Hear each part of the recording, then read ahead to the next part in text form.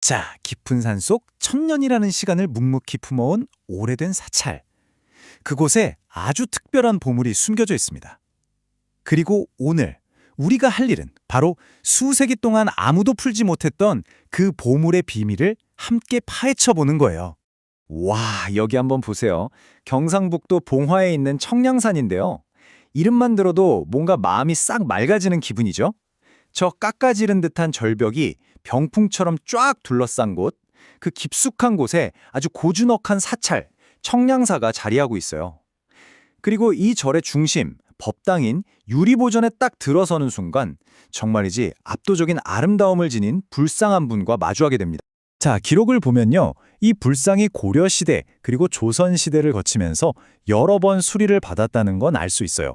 그런데 진짜 중요한 질문이 하나 남는 거죠. 그래서 대체 언제 누가 처음 이 불상을 만들었는가? 바로 이 질문에 대한 답을 수백 년 동안 그 누구도 찾지 못했다는 겁니다. 바로 여기서 오늘 우리가 풀어야 할 천년의 미스터리가 시작되는 거죠. 좋습니다. 그럼 이 거대한 미스터리를 풀기 위한 첫 번째 단서부터 한번 찾아볼까요? 그건 바로 이 불상이 과연 누구인가? 그 정체부터 알아보는 겁니다. 이 불상의 이름은 바로 약사열애입니다. 글자 그대로 풀면 약의 스승이신 부처님이라는 뜻인데요. 이름에서 딱 감이 오시죠? 모든 사람들의 몸과 마음의 병을 어루만져주고 또 온갖 나쁜 일들을 없애주는 정말 한없이 자비로운 존재의 상징인 거죠. 그래서인지 정말 예로부터 수많은 사람들이 간절한 소원을 가지고 이 약사열애를 찾았다고 해요. 약사경이라는 경전에 바로 이런 구절이 나옵니다. 이 구절이야말로 약사열애가 왜 존재하는지를 가장 잘 보여주는 대목이죠. 그러니까 그냥 병만 고쳐주는 의사, 이런 차원을 넘어서는 거예요. 모든 존재를 그 고통의 근원 자체에서부터 구원하겠다.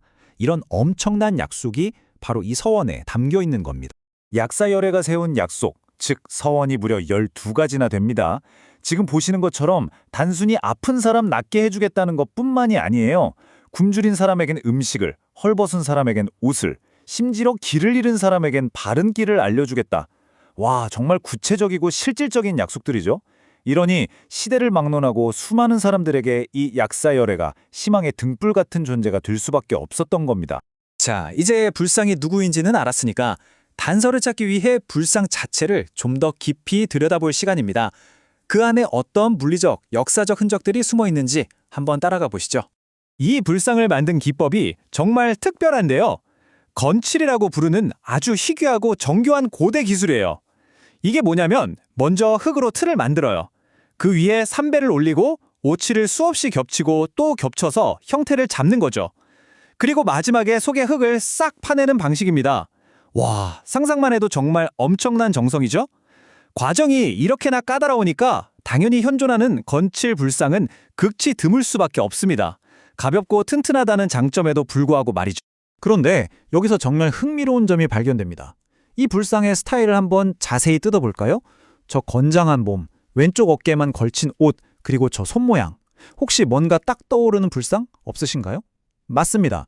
바로 8세기 통일신라 예술의 결정체 석굴암 본전불이죠.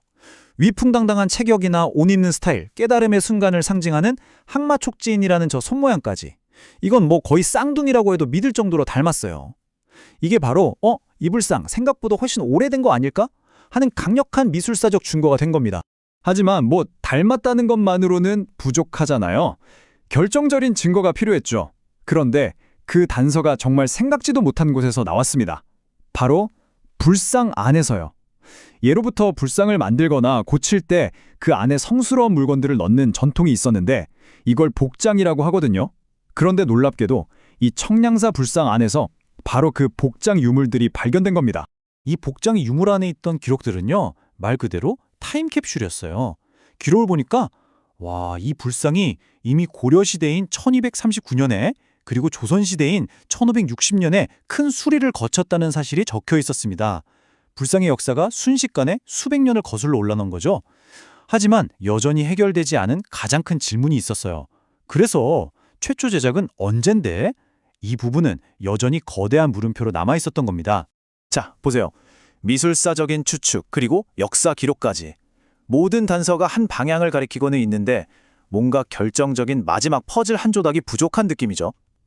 이제 이 고대의 침묵을 깨고 과거의 문을 활짝 열기 위해 드디어 현대 과학이 나설 차례입니다. 드디어 과학의 시간입니다.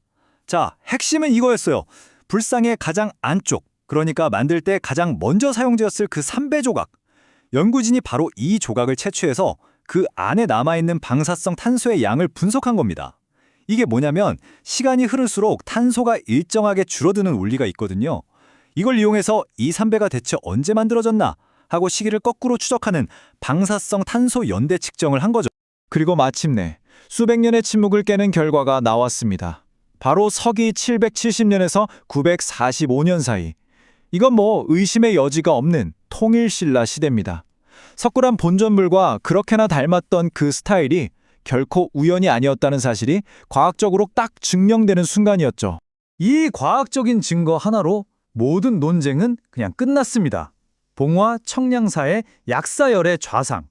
이 불상은 이제 현존하는 우리나라에서 가장 오래된 건칠불상이라는 새로운 타이틀을 얻게 된 겁니다. 통일신라 세대에 숨겨진 걸작이 드디어 1000년 만에 제자리를 찾은 거죠. 자, 이렇게 해서 1000년의 미스테리가 풀렸습니다.